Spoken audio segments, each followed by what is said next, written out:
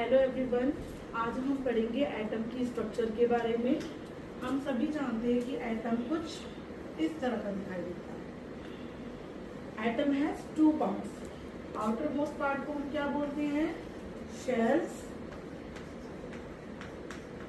और इसका एक दूसरा नाम भी होता है, उसको हम बोलते हैं orbits. And the inner most part is called nucleus.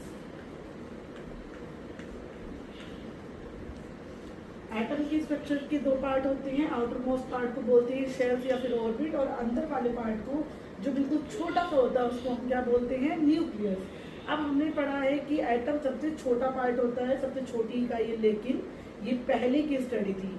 आगे आगे जब स्टडी आई तो हमें पता चला कि एटम को बनाने में भी तीन फंडामेंटल पार्टिकल्स होते हैं, तीन भाई होते हैं, जिनको हम बोलते हैं EPN, यानी इलेक्ट्रॉन, प्रोटॉन एंड न्यूट्रॉन।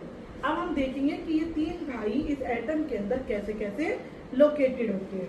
सबसे पावरफुल कौन होता है इसके अंदर? इलेक्ट्रॉन। तो जो पावरफुल है वो क्या करेगा? कम पावरफुल वाले बंदे को भगा देगा।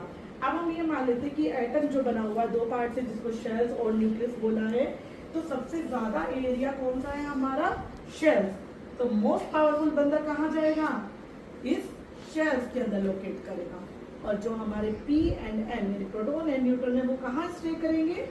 न्यूक्लियस के अंदर।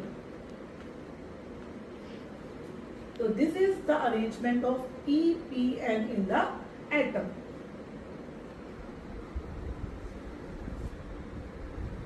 Thank you.